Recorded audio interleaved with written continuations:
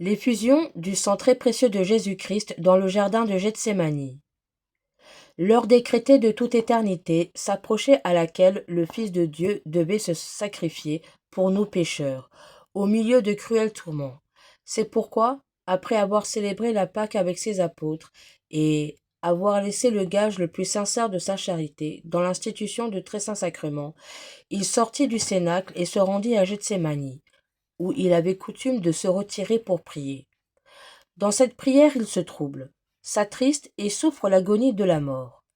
Deux bourreaux s'acharnent contre lui et déchirent son tendre cœur. C'est d'une part la vue des péchés du monde et de l'autre la vue des tourments que lui prépare la flagellation. Quelle tempête de tristesse et de douleur vient se soulever dans son cœur affligé. Ce fut alors que le sang de Jésus, ne trouvant plus sa route accoutumée, ruissela sur son front, courut sur son visage, le long de ses vêtements, et enfin coule jusqu'à terre. Jésus tomba alors comme frappé de mort et baigné dans son propre sang. Ô mon âme, comment peux-tu soutenir la vue de Jésus dans ce pénible état? Quels sont ceux qui vous y ont conduit, ô mon Jésus, et ont fait sortir tout ce sang de votre corps? Il me semble entendre répondre comme il répondit à sainte Catherine de Sienne. La haine et l'amour, la haine contre le péché, l'amour pour les hommes. Comment mon cœur ne se brise-t-il pas de douleur et d'amour? Jésus, sentant la faiblesse de son humanité, se tourna vers son divin Père et lui adressa cette prière. Mon Père, si cela est possible, éloignez de moi ce calice. Mais voyant que la volonté de son Père était qu'il souffrît la mort, voyant que sa divine justice coulait satisfaction pour les péchés des hommes, il reprit aussitôt. Que ta volonté divine soit faite, et non la volonté humaine. Alors, il alla au-devant de Judas et des soldats qui venaient l'arrêter. Quel grand enseignement nous donne Jésus baigné de sang dans ce jardin. Quelle leçon parfaite de résignation à la volonté divine dans toutes nos adversités. Que votre volonté soit faite, disait-il au milieu des douleurs. Est-ce que ce sont nos paroles et nos sentiments dans nos angoisses et nos afflictions? Nous résignons-nous entièrement à cette volonté divine qui ne cherche que notre sanctification? Ou bien, au contraire, dans notre obstination et notre dureté, ne cherchons-nous pas à satisfaire notre volonté plutôt que celle de Dieu? Si les choses arrivent selon nos désirs et selon l'amour déréglé de nous-mêmes qui, qui prédomine en nous, il nous est facile de répéter que votre volonté soit faite.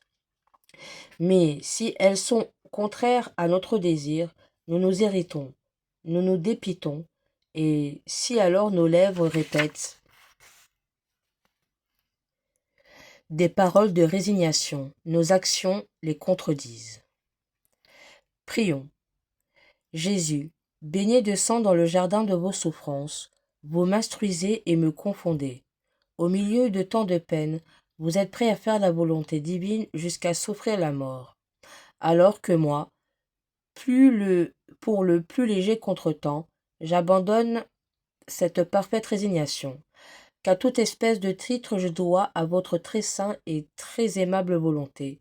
Vous m'engagez à remettre ma volonté à votre divin Père et m'enseignant dans l'oraison dominicale à répéter de cœur que votre volonté soit faite. Combien de fois me suis-je révolté contre contre cette volonté et en m'abandonnant au désir de mon amour-propre. Maintenant que je reconnais mon erreur, je veux y porter remède. C'est ce très précieux sang répandu par vous qui me fera obtenir cette parfaite résignation. Par ce sang de miséricorde, j'ai l'espoir et la confiance que vous me donnerez votre grâce avec la force nécessaire pour répéter dans tous les malheurs, dans toutes les souffrances, dans les infirmités et les angoisses, qu'elle soit faite votre volonté. Jésus, à la vue des ingratitudes dont les hommes allaient payer ses bienfaits, versa son sang en si grande abondance dans le jardin des Oliviers, que la terre en fût tout arrosée. Je veux répondre à la miséricorde du Seigneur. Prenons aujourd'hui une résolution sincère de faire un bon usage des grâces célestes et des saintes inspirations. Amen.